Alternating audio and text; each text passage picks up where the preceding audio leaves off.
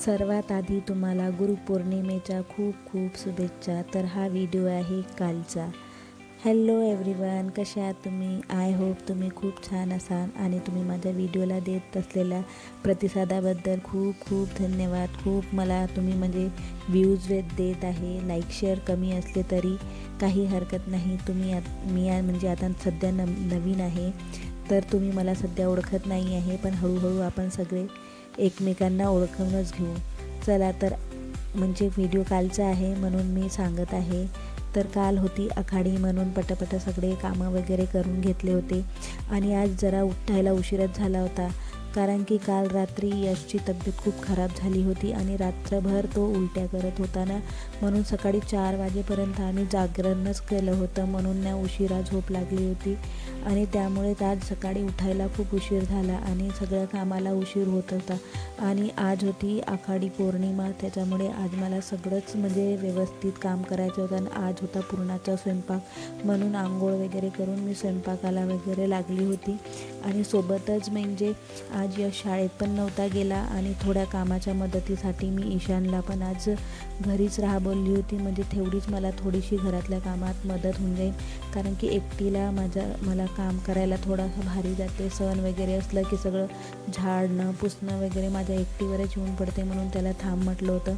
मग त्याने मला सगळे कामं वगैरे पण करू लागले, छोटे मोठे बाकीचे. मग मी आंघोळ वगैरे करून स्वयंपाकाला लागले आणि स्वयंपाकाची सगळी तयारी वगैरे करून घेतली. आणि आज मला करायची होती दीपपूजा, कारण की आज होती पौर्णिमा, म्हणून सगळे मंदिरातले देव वगैरे काढून घेतले, देवाचे भांडे वगैरे सगळं काढून घेतलं आणि सगळं व्यवस्थित मला घासून घ्यायचं होतं, कारण की आज मोठी पौर्णिमा होती आणि म्हणजे आज शुभ दिवस पण होता. खूप छान कळस वगैरे बदलून घ्यायचं होतं आणि सगळं मी भांडे वगैरे काढून घेतले व्यवस्थित आणि सगळं स्वच्छ केले. सगळे देवाखालचे तांदूळ वगैरे होते ते पण काढून घेतले आणि एका प्लेटमध्ये जमा करून दिले. ते मग मी नंतर पक्ष्याला किंवा गाईला लावून देत असते.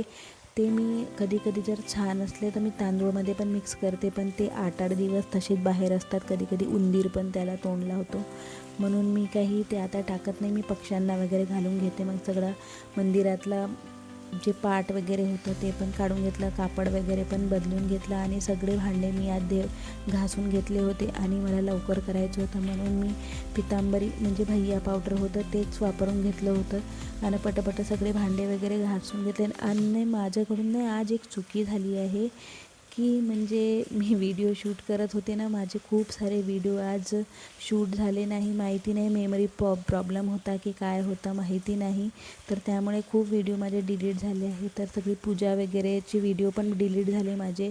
तर अशी सगळी मी पूजा केली होती. आणि म्हणजे आज ना खरं सांगू का तुम्हाला, मी 20 वर्षानंतर म्हणजे माझं लग्नाला आता 20 वर्ष होते, त्यानंतर नाही का मी एक प्रथा मोडलेली आहे. ती म्हणजे आज दही भाताचं बोनं आणि पुरणाचा नैवेद्य घेऊन आम्ही मरीमाताच्या मंदिराला जात असतो. तर ते मी आज घेऊन नाही गेली. पहिल्यांदाच असं झालं आहे का मी म्हणजे मंदिरात नाही गेली आणि आज घरीच पूजा केली. त्याचं कारण पण असंच होतं की आमच्या इकडे खूप म्हणजे पाऊस चालू होता आणि आम्ही बाहेर पण नव्हतो जाऊ शकत होतो, म्हणून आज मी घरीच पूजा वगैरे केली. पुरणाच्या पोळ्या वगैरे पण केल्या, नैवेद्यासाठी पण 7 पुरणाच्या पोळ्या, 7 दिवे असं करून आणि दही भाताचं बोनं असते, तर ते मी आज घरीच वगैरे दाखवलं. माहीत नाही मी चुकले वगैरे काय झालं मला माहिती नाही, पण मी आज मग मंदिरात नाही जाऊ शकले, पण मी मनोभावाने पूर्ण श्रद्धेने घरीच पूजा केली. पण मला थोडं चुकल्यासारखं वाटत होतं, पण असो, देव आपल्याला काही म्हणजे एवढी मोठी तर शिक्षा देणारच नाही आहे, कारण त्यांच्यासाठी पण आपण आपले म्हणजे त्यांच्यासाठी आपण लेकरच आहोत. तर चूकभूल तर मापच होत असते. मग माझी सगळी पूजा वगैरे करून घेतली मी. तर अशी होती माझी पूजा वगैरे, सगळं व्यवस्थित मी करून घेतली, जशी मला येते तशी केली. बाहेर गेलं तर तसं पण खूप गर्दी होते, तसं आपल्याला नैवेद्य वगैरे चढवू पण नाही देत, पण शांततेत मी आज पूजा पण केली. आरती वगैरे सगळं कापूर वगैरे दाखवून दिला आणि देवाला पण चांगल्या याच्यासाठी मी आशीर्वाद मागितला. चला तर व्हिडिओ आवडल्यास लाईक शेअर करा आणि सबस्क्राईब करायला विसरू नका.